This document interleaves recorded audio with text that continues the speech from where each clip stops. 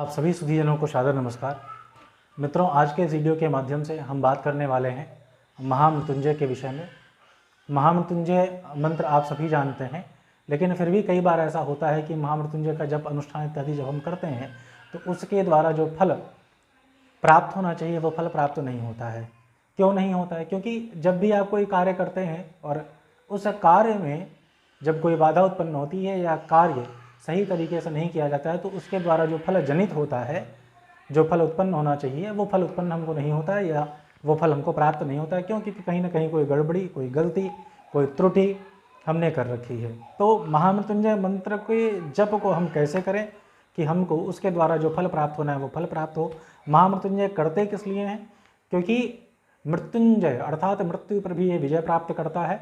और कैसे मृत्यु? तो कहा कि महामृत्यु अर्थात बड़ी से बड़ी बाधा, बड़ी से बड़ी समस्या, या जब कोई मरणासन्न होता है तो उस समय उसकी जो बाधाएं होती हैं, जो कष्ट होता है, वो कष्ट इत्यादि ना हो और मरणासन्न व्यक्ति भी जीवित और निरोग हो जाए, इसके लिए भी महामृत्युंजय मंत्र का जप किया जाता है। महामृत्युंजय मंत्र हम जानते तो सभी हैं, लेकिन महामृत्युंजय मंत्र से मिलते जुलते भी कई मंत्र हमको प्राप्त होते हैं, या लघु मृत्युंजय या ऐसे भी हमको मृत्युंजय मंत्र प्राप्त होते हैं। तो सबसे पहले हम जान लेते हैं कि ये मंत्र क्या है, उसके बाद हम बात करेंगे कि इसको हमको करना कैसे है और क्या क्या इसकी विधियां हैं। तो मृत्युंजय मंत्र भी हमको प्राप्त होता है, या एक त्र्यंबक मंत्र है, उसको भी लोग महामृत्युंजय के मंत्र के नाम से जानते हैं। त्र्यंबक मंत्र अर्थात त्र्यंबकं जजामहे सुगंधिं पुष्टिवर्धनम उर्वारुकमिव बंधनान मृत्योर्मुक्षीय मामृतात्। ये त्र्यंबक मंत्र है। वर्तमान में बहुत सारे लोग इस मंत्र को भी महामृत्युंजय के मंत्र से जानते हैं। यह मंत्र शुक्ल यजुर्वेद में हमको प्राप्त होता है। इससे मिलते जुलता भी एक मंत्र हमको प्राप्त होता है जो कि कुछ इस प्रकार है। त्र्यंबकं जजामहे सुगंधिं प्रतिवेदनम उर्वारुकमिव बंधनात् दितो मुक्षीय मामुतः। ये दो मंत्र हैं। इन दोनों को हम त्र्यंबक मंत्र जानते हैं, लेकिन कई लोग, जैसा कि मैंने बताया कि कई लोग इसको महामृत्युंजय मंत्र भी ऐसा कहते हैं। एक बीज मंत्र भी है जिसको हम कहते हैं ओम ह्रौं ओम जूं ओम सः। इस मंत्र को भी काफ़ी लोग लघु मृत्युंजय मंत्र के नाम से जानते हैं, लेकिन ऐसा कुछ विशेष प्राप्त नहीं होता है ग्रंथों में कि लघु मृत्युंजय या फिर त्र्यंबक मंत्र को भी जैसा विधान है मानने का। अब हम बात करें यदि महामृत्युंजय मंत्र की, तो महामृत्युंजय मंत्र कुछ बीज मंत्र और त्र्यंबक मंत्र का सम्मिश्रण है। त्र्यंबक मंत्र जैसा कि पहले बताया गया, इसमें बीज मंत्रों का हम प्रयोग करते हैं, और बीज मंत्रों का जब भी प्रयोग किया जाता है किसी और मंत्र के साथ, तो उस मंत्र के बाद बीज मंत्र को हम विपरीत प्रयोग करते हैं।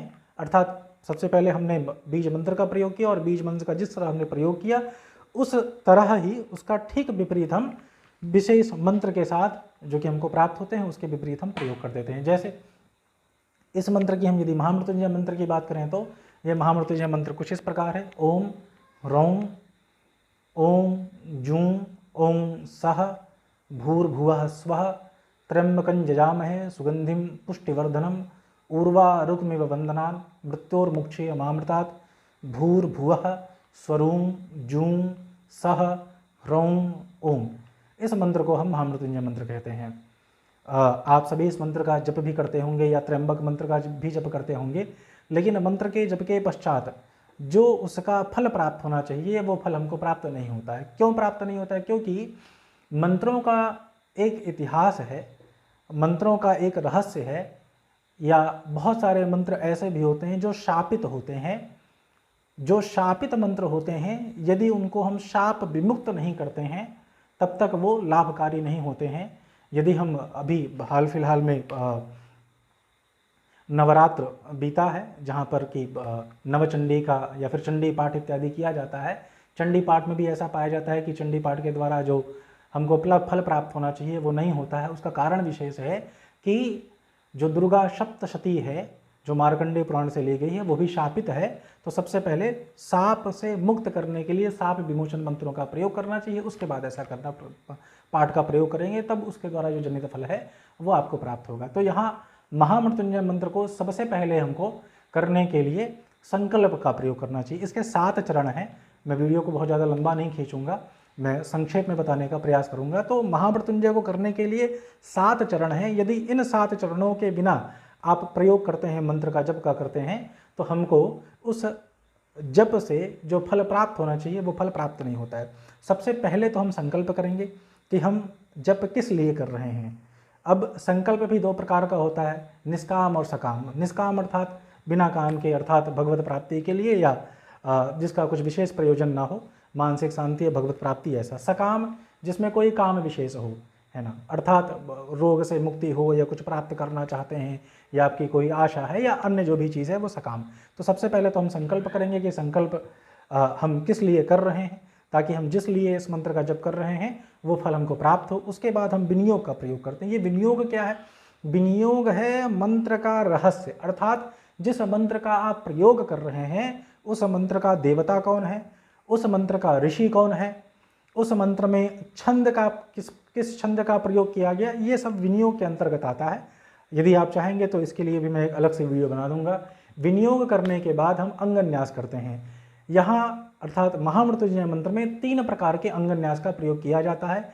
एक ऋष्यादि अंगन्यास, अर्थात कुछ विशेष ऋषियों के नाम लेकर के अंगों को स्पर्श करना। न्यास अर्थात अंगों को स्पर्श करना, यहाँ ऐसा प्रयोग किया जाता है। विनियोग के भी कई अर्थ होते हैं। विनियोग अर्थात जैसा कि सामान्य सी मैंने बात आपको बताई कि इसमें मंत्रों को जानने के लिए यहाँ विनियोग किया जाता है। यदि हम मीमांसा शास्त्र को पढ़ें तो वहाँ विधि प्रकरण में अलग अलग विधियों का प्रयोग किया गया है, जहाँ पर भी विनियोग भी एक प्रकरण हमको प्राप्त होता है। तो सबसे पहले हम जब अंगन्यास करते हैं यानी अंगों को स्पर्श करते हैं तो ऋषियों के नाम पढ़ने के बाद या उनका ध्यान करने के बाद हम अंगों को स्पर्श करते हैं।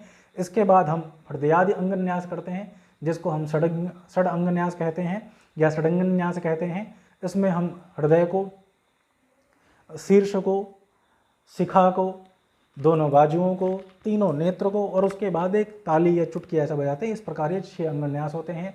इसके बाद हम पदन्यास करते हैं, अर्थात पैर इत्यादि को, जठर यानी पेट इत्यादि को छूने का अलग अलग मंत्रों से हम प्रयोग करते हैं। और ये करने के बाद हम ध्यान करते हैं। ध्यान अर्थात भगवान शिव का ध्यान। अब भगवान शिव को आप किस रूप में देखते हैं, जिस रूप में आप देखना पसंद करते हैं, उन श्लोक के माध्यम से या उन मंत्रों के माध्यम से हम भगवान शिव का ध्यान करते हैं।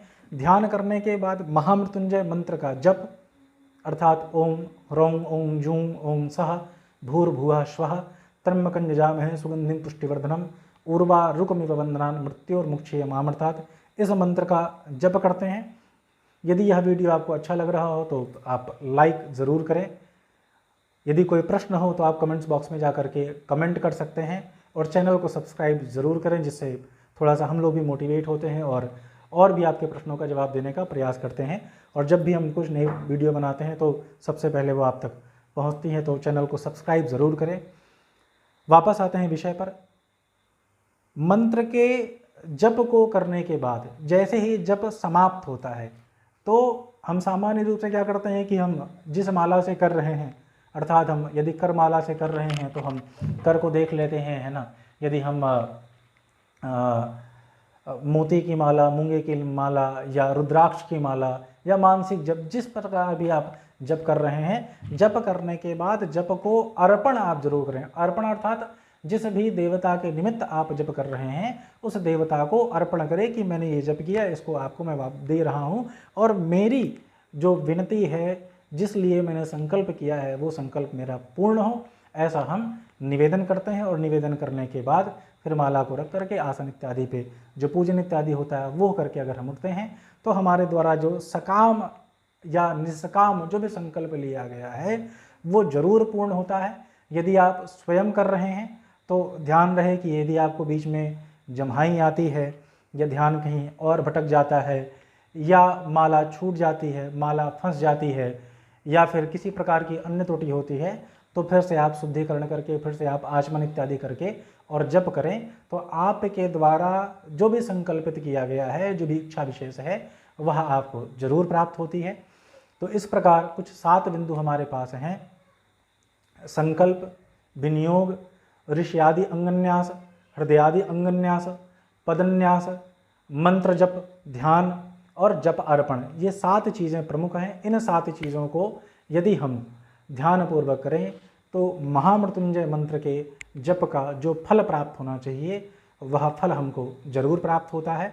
यदि वीडियो से संबंधित किसी विषय पर या किसी बिंदु पर आप चर्चा करना चाहते हैं तो आप बात कर सकते हैं। साथ ही कुंडली निर्माण के लिए या काशी विश्वनाथ दर्शन पूजन, काशी विश्वनाथ की आरती, साथ ही गंगा की आरती, और बनारस में काशी विश्वनाथ में या फिर उज्जैन में किसी प्रकार पूजा अनुष्ठान या अन्य कोई भी समस्या या कुछ करवाना चाहते हैं तो आप ज़रूर संपर्क करें। इसी के साथ नमस्कार, धन्यवाद।